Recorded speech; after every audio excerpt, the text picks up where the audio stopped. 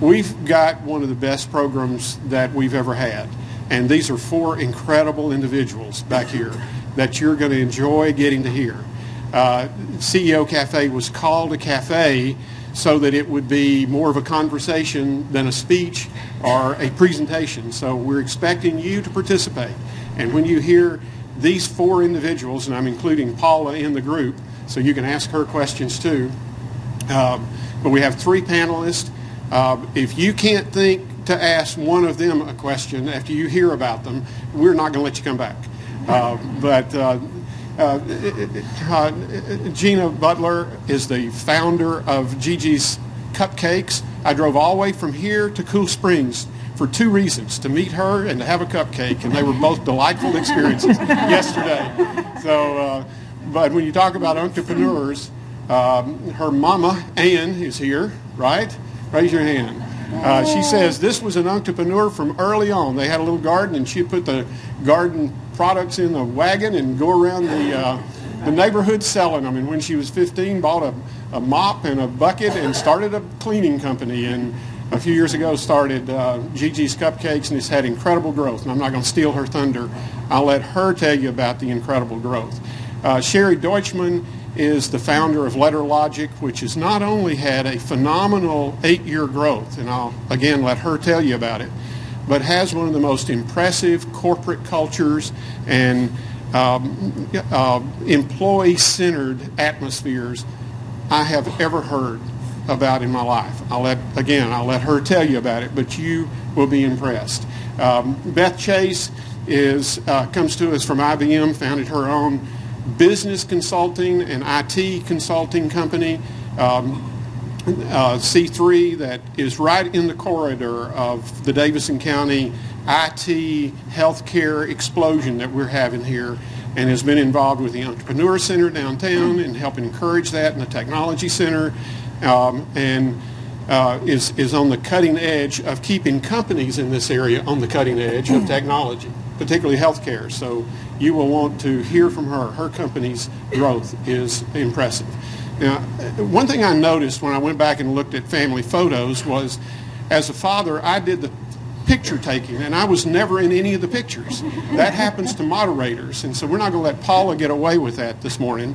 Her company, Lovell Communication, is one of the most successful public relations, corporate communications companies in the area, maybe in the state, but she's nationwide, has an impressive array of clients nationwide. I kidded her a few minutes ago and said if the BP chairman had hired her at the beginning of the oil spill, he might still have his job, but she does crisis communication and communication between companies, business to business and business to employees, and is the best you've ever seen. But unlike startup companies, she's into her 3rd decade of being a successful company, has had to recreate and adjust with the times. So I'm going to turn things over to Paula. She's going to moderate and interview the panel, but before she does, I'm going to ask her to share her story with you. Her company's success, what kinds of things she attributes that to. Is it employees? Is it philosophy? Is it corporate culture? What is there unique about her company when a lot of companies don't make it even into their 2nd year, that she's made it well past her 20th year? And when you get ready to reinvent yourself, how does that take place? And I know we've got a lot of new entrepreneurs here and entrepreneur wannabes here. Folks who have started their company in the last 2 or 3 months, and folks who are thinking of starting their company, and others that are running their company. Any advice that she would have for any of you, I'd like for her to share with us. So I'll turn things over to Paula, and let's give all of them a big round of applause before we start.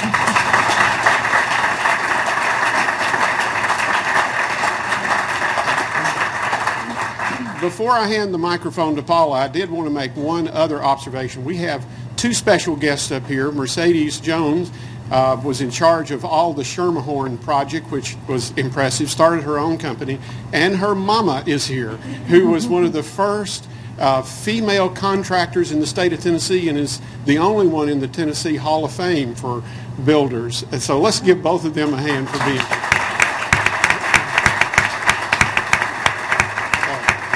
you so much, Jim. That was a very gracious introduction. And this room is filled with excitement. I mean, there's so much energy here.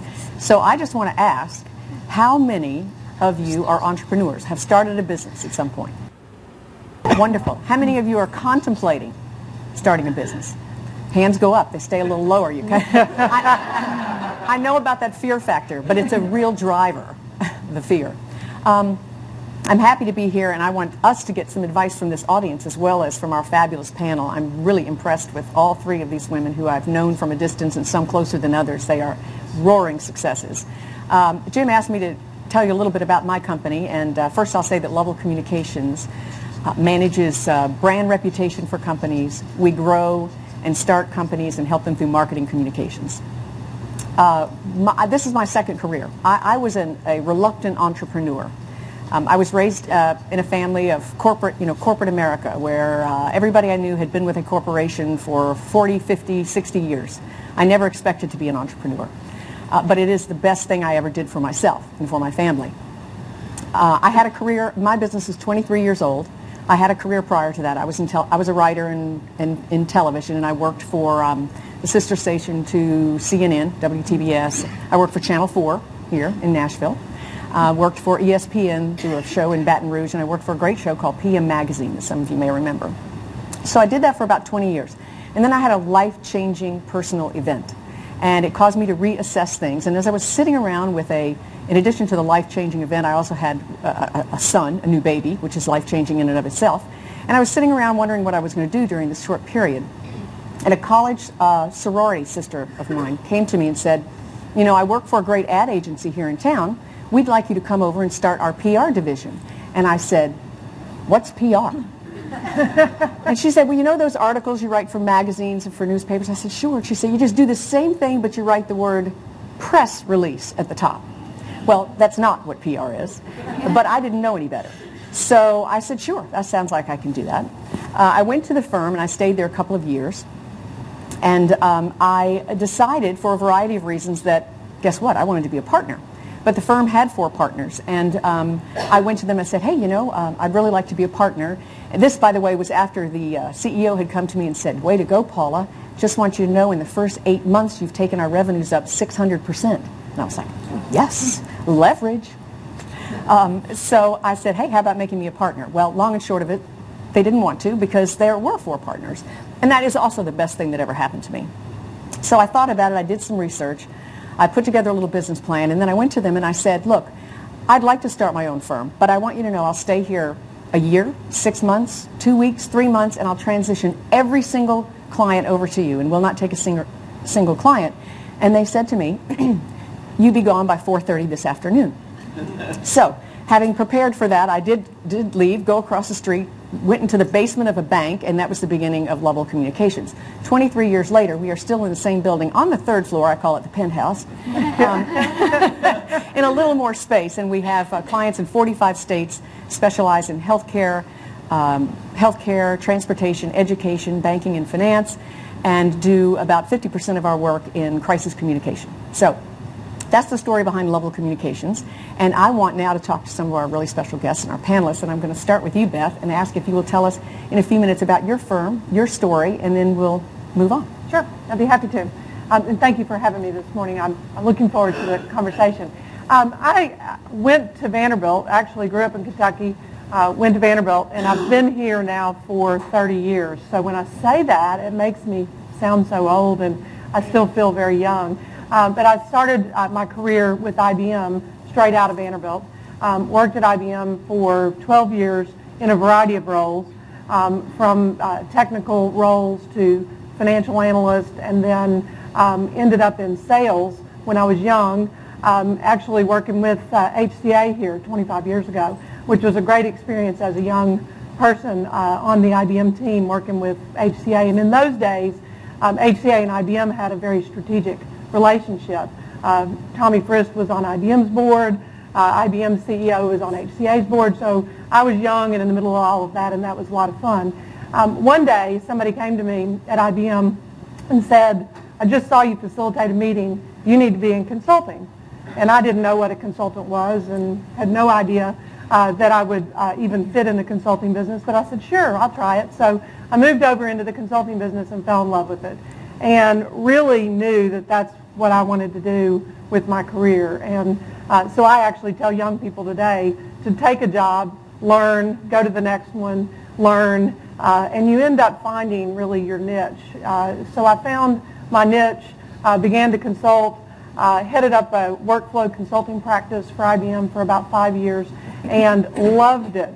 But I was traveling and taking on more and more responsibility, bigger and bigger projects, traveling on an airplane instead of in a car, and I had young kids. So I decided that after 12 years at IBM, it was time to make a different choice, and really that caused me to start my first business. I left IBM, started a consulting company here in Nashville with a business partner who was at IBM as well. So we both left. We started a company here, and we were 50-50 business owners. Grew that business for 9 years, and then a little over 5 years ago, I had the opportunity to sell out of that business and start C3. So I've really just been in three places. C3 is 5 years old. We have about 50 employees in the business today, and our niche is really to help companies get through change. So we bring, it's a little unique. We have 50 leaders in the business, so we don't have any followers. They're all leaders. They all have a lot of scars, typically 15 to 30 years of experience. They've got business savviness. They've also got tech savviness and a lot of great analysis, problem-solving skills, and they go in and they help companies get from point A to point B, getting through change. Could be a business process change, could be a merger or acquisition, could be a technology implementation. So that's a little bit about C3, and we continue to do that kind of work focused in Nashville: healthcare, insurance, financial services, distribution, manufacturing, education, healthcare, I said, and government across industries. So that's a little bit about C3, and mainly my choice to become an entrepreneur was lifestyle oriented, and love what I do, and hope to continue to consult for many years to come. So thank you for having me. Thanks, Beth. Appreciate that, and we're going to hear more. Sherry, will you tell us a little bit about your company, another rock star entrepreneur? Thank you. Well, where Paula describes herself as a reluctant entrepreneur, I consider myself an accidental entrepreneur. I didn't even know the word until maybe 2 years before I became one. But I moved to Nashville to pursue a career in music, and since I can't sing, that didn't last very long. That's funny. I think I was smart enough to recognize it, though, and so I began a career in sales, and I did really well in sales and ended up working for a company that does exactly what I do now. They just didn't share my philosophy about customer service or taking care of the employees, and so I became a professional apologist, which is not a good way to live. All day, every day, all I did was apologize to customers. And so in frustration one day, and not knowing what I didn't know, I quit. Went to Goodwill and bought 2 file cabinets and set them up in my basement and put an old door across those file cabinets and set up shop for Letter Logic. That was just 9 years ago. And our company prints and mails statements and invoices for other businesses, focusing primarily on healthcare. So we service hospitals in 43 states, printing and mailing the patient statements. Because I didn't want to end up like my previous employer and make myself an apologist again, I knew I had to have everybody in the company vested in the quality of the service and product that we produce every day. And so from day one, I've made it a very employee-centric business where we tell our customers right up front, before they become customers, you will not come first to us. The employees come first. With the notion that if we take extraordinary care of the employees, they will in turn take extraordinary care of the customer. And it works. I'd like to say that it was original, that I thought of it, but actually I read the book Nuts by Herb Kelleher, the founder of Southwest Airlines, and that was his philosophy, and look how that turned out. Mm-hmm. So because of that, the company gives 10% of the profits to the employees. Is distributed monthly, evenly across the board. Every employee, regardless of their title or their task, gets their even distribution of the profits. We pay for 100% of their medical, dental, disability, and life insurance. We assist everyone with the purchase of their first home, with grants for their down payment or closing costs. We allow the employees to bring their kids and their pets to work. And with school being out the last couple of weeks, it has been a zoo at Letter Logic. But all the employees could come to work, and they were there, and they were happy, and they were productive, and it's a wonderful environment. And we pay the employees by the mile if they walk or bike to work. It's part of our greening initiative. And that's just a taste of some of the employee benefits we provide that really do create a culture in which everybody at Letter Logic is there because they want to be there.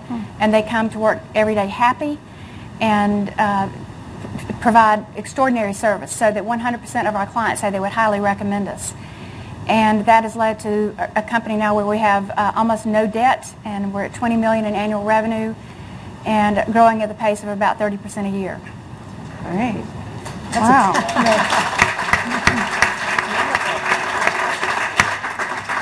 Well, I know I want to hear more about this culture thing, but before we do, Gina, will you tell us about how you founded Gigi's Cupcakes? Well, I want to work for you. I want to bring my dog and my baby to work. If you bring the cupcakes, you can come. Perfect.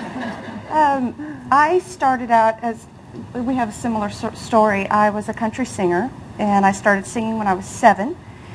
And I knew I didn't want to work for anyone else. My mom and dad were very independent. They had entrepreneurial spirits. So I was taught and raised just to go for it. And I was raised in a culture, if we failed, we failed. We just pick ourselves up, and we knew God would take care of us. So at 15, I decided I didn't want to work for anyone else. And I was still too young to sing in some of the bars down where I used to live and work for tips, so I decided to open a cleaning company and bought some mops and buckets and brooms and walked about a mile to an assisted living place, and Gigi's Cleaning Company was born.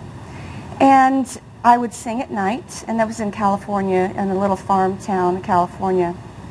And about 16 years ago, I decided to move to Nashville and, try my hand here. And I worked at Red Lobster for a couple years and built up my cleaning clientele here, and then sang at night and Tootsie's and the stage and, everything downtown. I think I've sang at every biker bar or old folk home in the country. I mean, really, I've sang in a lot of areas. And my mom and dad would always be in the audience and support me. So my parents have been very supportive. I've been very blessed with that. I retired from music about 5 years ago, and I expanded my cleaning company.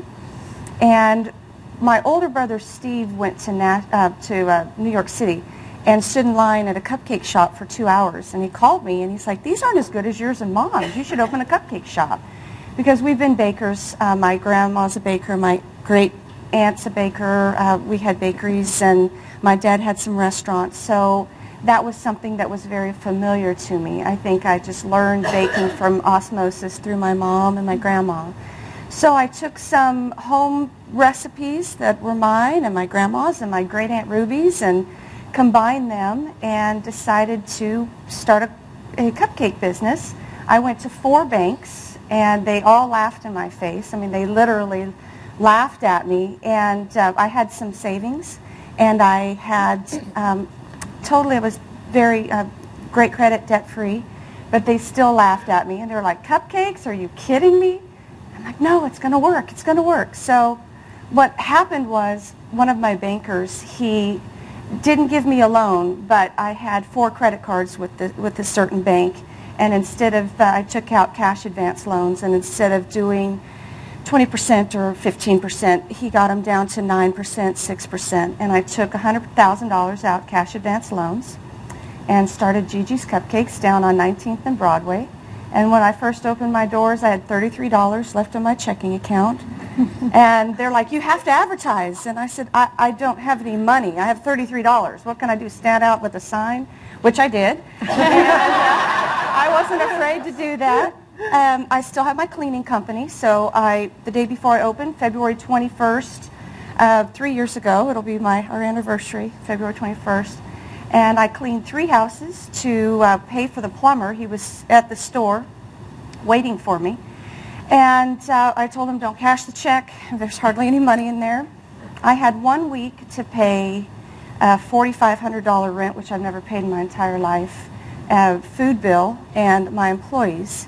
And I opened my doors, and in 1 week that happened. I got to pay all of that money back for the rent and everything. I had $300 left in my checking account. And my landlord, about 6 months after that, came to me and said, wow, you're really doing well. You should franchise. I'm like, what's a franchise? What do I do? So I started reading about franchising and started franchising, which I had $26,000 to franchise with. And today we have 34 stores. And in our Valentine's weekend is our busiest weekend of the year. And our stores combined, we sold 175,000 cupcakes in 4 days. So it was a busy weekend, but I survived it, thank you, Lord. And here we are. We're just growing, and even with the economy, I think the reason why we're doing so well is because people like little luxuries, and they like to come and treat themselves for a $3 cupcake. So that's my story. That is a great one.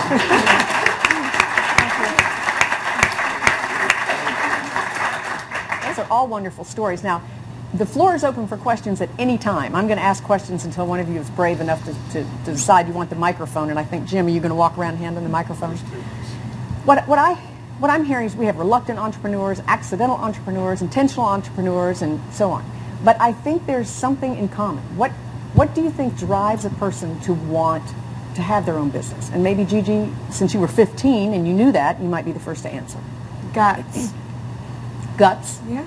I think that's what gets you to do it. But at 15, why were you thinking that you wanted to own your own business as opposed to just go out and get a job, which is what most 15-year-old people think? I have a very free spirit, and I didn't want to work for anyone else.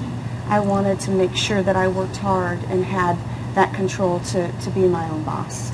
And there are a lot of people who feel the same way, but I think that there's a certain characteristic or there's something in common about entrepreneurs, and I want to get under the skin of that. Beth, what do you think? When people say to you, what do you think are some of the characteristics of a successful entrepreneur? What would you say? I do think guts is a piece of it for sure. I think a little bit of a calculated risk taker is a piece of it. I think for me, I didn't realize I was in a family of entrepreneurs till I started my first business, and everybody in my family is an entrepreneur. And I didn't really think about it that way. I just thought people were in business. But I think it was the desire to kind of put your own fingerprints on something and have meaning in every activity that you do. When you work for a big corporation, there's a lot of overhead, and there's not necessarily meaning to every day and every moment. When you wake up as an entrepreneur, everything's important, and you can really make choices about what you do every moment. So I think some of those are characteristics, and at least the drive for me to start a business. Right. Good observation. Sherry, any observations in that area? What do you think characterizes a successful entrepreneur? What makes it all work? Well, I think some people would say that I'm a control freak, and that's why I started the business. But really, it's just the desire to make a difference and to have the power and the ability and the freedom to make positive change in my life and in the lives of others.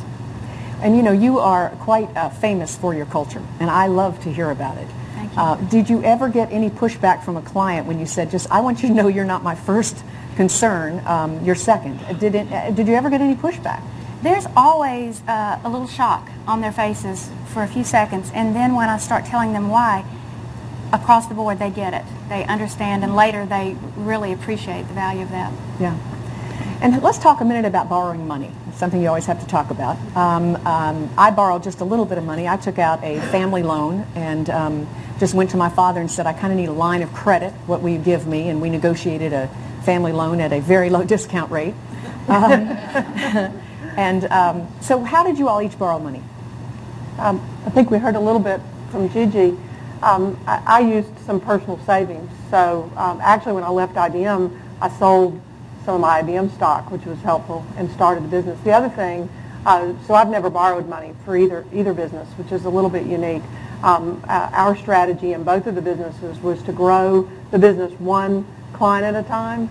and one consultant at a time. So we put a little bit of money in for cash flow, and then didn't take a salary for a little while, and started getting business and grew that incrementally, and then grew the cash from there. So that's kind of how I did it.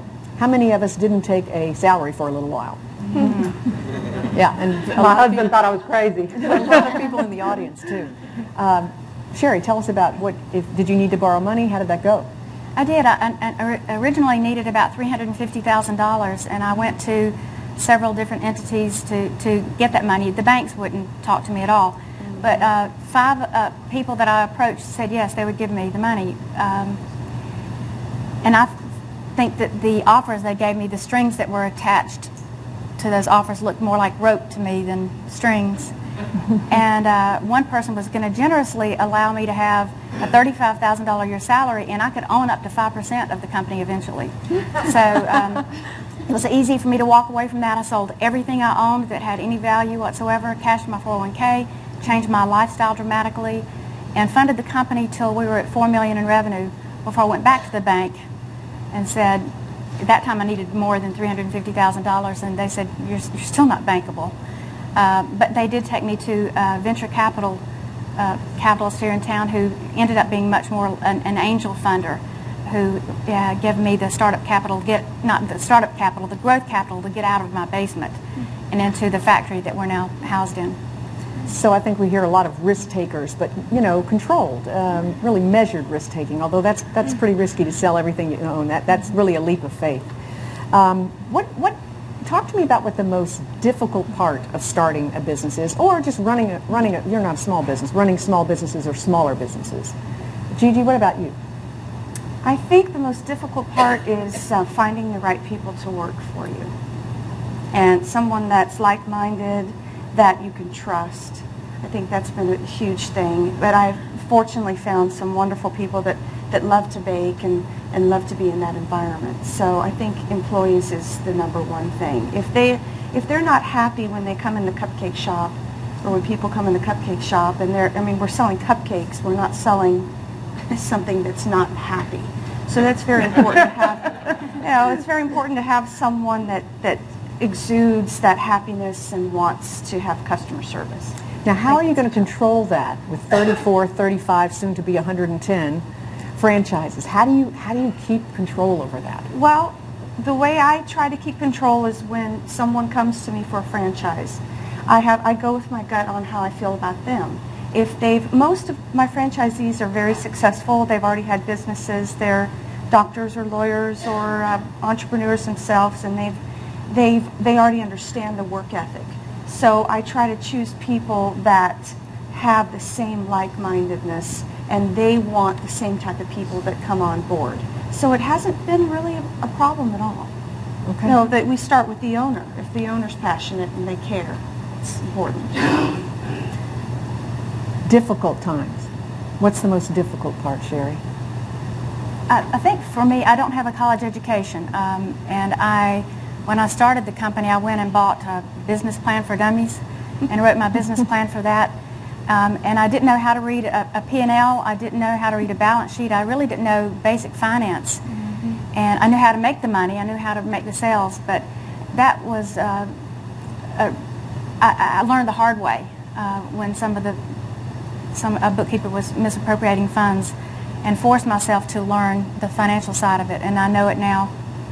And for a long time, I really shirked the responsibility of being the CEO. I just didn't have the confidence that I could run the company, especially as we started growing and becoming profitable. It was frightening. And so I gave the reins over to a couple of COOs more than once, and then realized ultimately that nobody was better equipped to run the company than I was, and took control, and the company has flourished since then. Sure. And I can't imagine you not having the confidence. Here she was selling everything she owned to start this business. Beth, what are the difficult moments? I think feeling alone. It's easy to feel alone as a CEO of a company, and so I can't believe I started 2 companies. Really, when you leave a big company like IBM and then the next day you're all alone, was pretty scary. So I had a partner in that company. So when I started C3, I was alone again that first day. and quickly added partners to lean on. So those difficult times and those scary moments, I use them as a sounding board, and I think that's really gotten me through the challenges in the business. But there's difficulties tactically and strategically in every business, and to have those trusted partners to lean on is what has carried me along through those difficult times. I once was at a dinner, a small business dinner, and there was a videotape of the people who were winning awards, and they would ask each entrepreneur, what drives you? And the one I identified with the most, he said, what drives you every day to get up earlier, stay out later, work harder? And the man looked up in the camera and said, fear. And you've got the payroll, you've got, yeah. Any questions in the audience? We have anybody who, yes, we do. Is there a difference, and if so, what is the difference between female entrepreneurs and male entrepreneurs? Other than the obvious. Yeah. You go ahead. I'll give you a thought on that. We actually have a pretty gender-neutral partnership. When we first started the company, it was just me. Then we had 2 women, 2 men, and we just added a third woman. So we're pretty gender balanced, and I find that that's very healthy actually in our world. We all kind of think differently. I think women tend to multitask more. So I know Sherry better than Gigi, but we're moving fast and juggling a lot of things, and so that may be one thing that makes us different. We tend to handle maybe more in the business. But other than that, I think the gender-neutral kind of part is healthy, and I can't think of a specific thing that's different about a man versus a woman in running the business. We may start them for different reasons, I would say. Sherry, thoughts on the difference? I think historically it's much harder for women to get funding for their businesses than it is for men. And because of that reason, Ernst & Young started an entrepreneurial winning women program a few years ago to try to help women get finances for their company. I think women in general have a higher EQ, and so we're much better with the relationships and creating culture. And Gigi? I think all I can say is that you just take the odds of men in business and women in business, and a lot of people don't like to venture out on their own. So there's probably not as many women in their own business because there's just not as many women, out working as there are men, I don't think. But I think it's just taking the basic jump to do it. I think it's very difficult. Yeah, my observation about that would be that I don't think that there's a difference in a man and a woman entrepreneur, but I do think there's a difference in the way men and women manage and the way men and women communicate, and maybe a little to what Sherry says about the difference in creating cultures. And there's a lot of research on women being more collaborative, which can be good and bad. Sometimes it can be a great driving force, and other times it can be clumsy. So there's good and bad, but my reaction would be it's more along the lines of how they lead differently and manage differently. Any other questions? Yes. One of the things that I've noticed is that women often are taught to overcome weaknesses. That's part of that multitasking piece. Men are environmentally young, taught to work towards their strengths and to back themselves with those people that fulfill the weaknesses that they have. So we tend to be people pleasers. We tend to try to draw out of people those things that we need, but not have the same skill sets to do it. So I think that's one of the challenges women have is how do you overcome your environmental testing, so to speak, in order to gain the confidence of those men who work towards strengths-based. We tend not to take the strength and come out on the assertive side. So I think that's one of the levelers that goes along with women. I think the other part is the challenge that we have between being active and being productive. That concentration and focus that men are taught environmentally, usually pretty young. Women have a harder time we're very active, but staying focused on being productive, because the minutia, I think, as an entrepreneur, is a big challenge. Is how do you get that creative time in order to solve the problems and challenges that you have in front of you, and not stay so active that you can't concentrate on the bigger pictures. So I think those are some of the keys for women that are a little bit different for the men entrepreneurs. Great, thank you, Mercedes. Anybody else got another comment from the audience? And yes. It sounded like that the culture of your business is very important to each of you. And I would suspect that some of that has evolved over time. Would y'all just talk about how you got to where you are? With the cultures? Yes. Well, Sherry, we love hearing about your culture, so why don't you amplify a little on yours, and then we'll move to Gina and Beth. Just an effort to make everybody in the company feel like it was their company and to feel vested and to create a family atmosphere. So we like to view each other as like your favorite cousin, and that's how we treat each other. I have to ask, does anybody ever bring in like a cat and somebody brings in a dog? I mean, that's what bothers me about Pet Day. That hasn't happened yet. Okay, it will. Gigi, you want to talk a little bit about growing that culture? I've never been in a corporate structure, and I've been in Crocs and T-shirt and hair and a ponytail by myself, cleaning people's houses, to Crocs, T-shirt, and an apron. So I've never had that culture, and I think I've had to learn that and develop my skills a little bit better with managing people, because I really haven't had that. But I think that people know that when they come into my bakery, it's really, they're baked with love. And so if I exude that and I let people know that's important to me, and morally and fiscally responsible, and I do what I say, I think people try to follow my lead. I'd like for that to happen. Right. And I'm getting better at it every day. I've tried to. And sometimes, we have a little stress that when we get there, we're trying to be positive. We're trying to remember to reward somebody every day verbally about their good performance. Yes. But there's this, you forget that you've got the stress of payroll and growth and the bank and everything else. And sometimes we just forget that we are the leaders, and it really has to trickle down from the top. No, it does. And we're the role model for the culture. I mean, one of the things that I learned in my first business is that culture comes from the top. And I really didn't have a clue about culture, but I learned a lot during that period. And that was one of the big reasons why I decided to start this business. I wanted to put my fingerprints on it and create a certain culture. We have a very collaborative culture, and maybe that is because we have, I think, 60% women in the business. And sometimes I find now that we've grown up, and we're 50 people, and we need more structure. I said just yesterday, we need a balance, collaboration and decision making. Because you can take that a little too far. And as a woman, and as I want to get everybody collaborating and buying in, but culture is really, really important, and I'd say that's my number one job. And I was just going to, now, for a period of time, you were a virtual office. Yes. Are you still? No, we have an office. So we actually ran my business out of my house for the first year and a half. And one day my husband came home and he said, "Would you guys please leave?" And my office manager was in the house. We were working. We were having so much fun. And he comes in and he wants to just relax. So we finally grew up. We used to do our company meetings in my house every month, and it was great fun. But one day we got in there and we were just really snug, and so we. And your husband said, "Go home." He said, "Go home, go away, go away." So we actually have a small office in Brentwood now. Okay. And looking to grow. We've got some new things on the horizon for this year.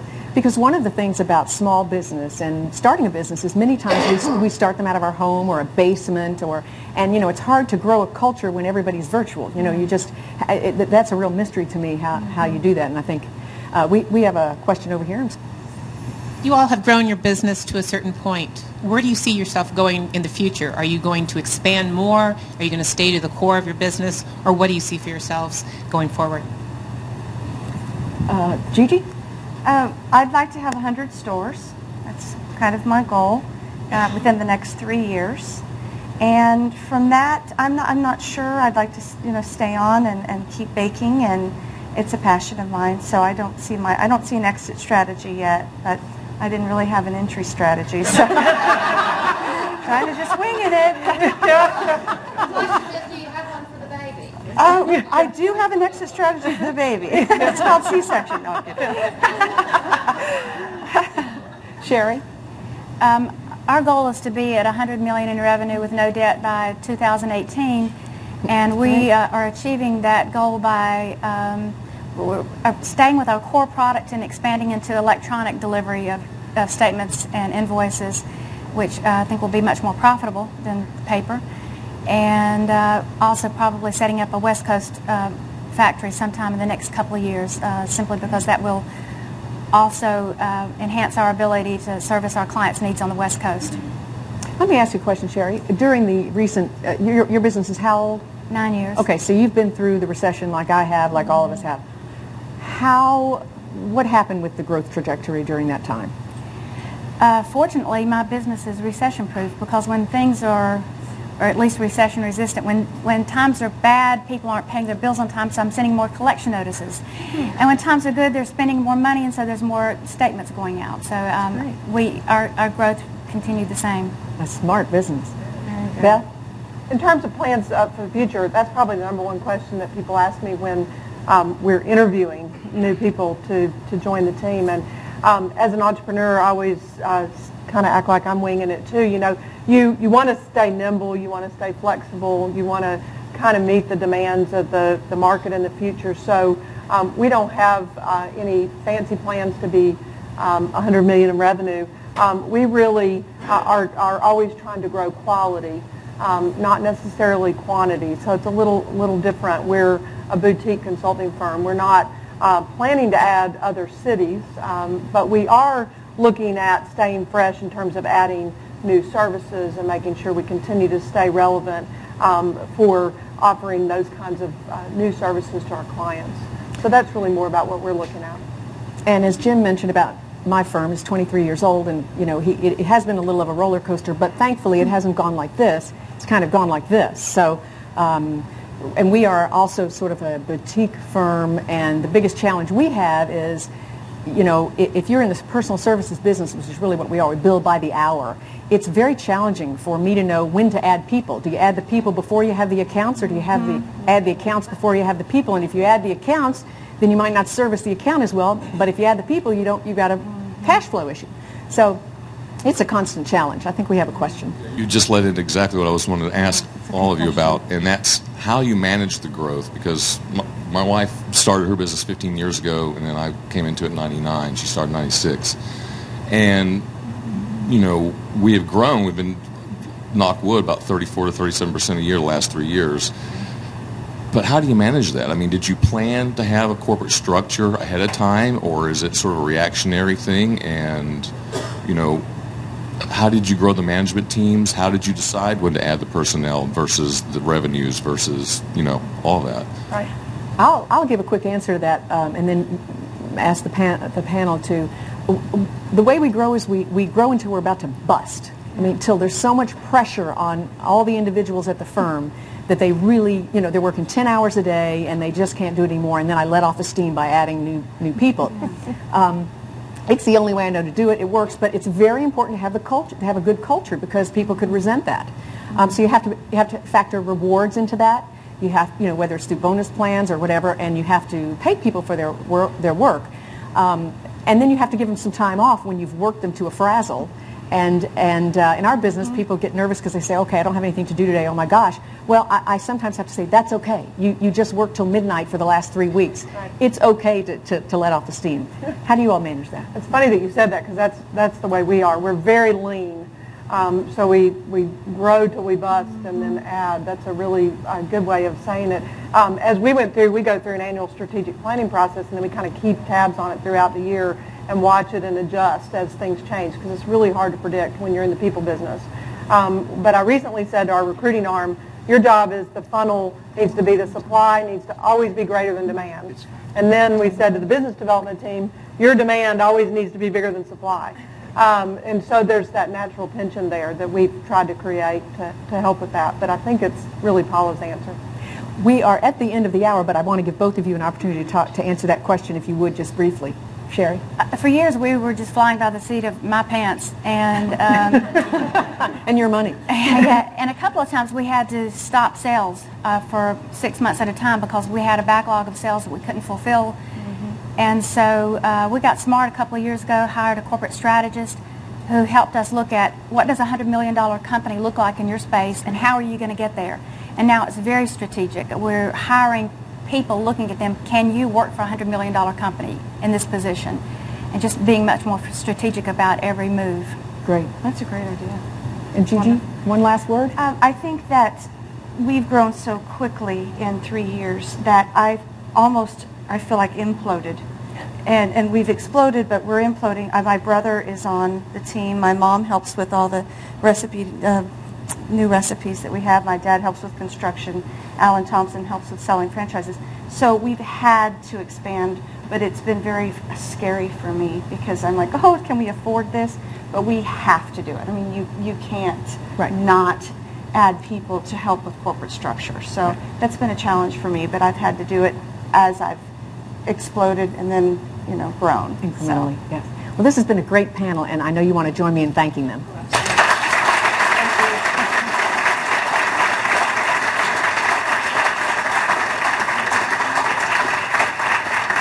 I was just thinking while they were talking, we have the complete package. If you're going to start a business, you're going to need a place to incubate it, and ESPACES is the perfect place to come do that.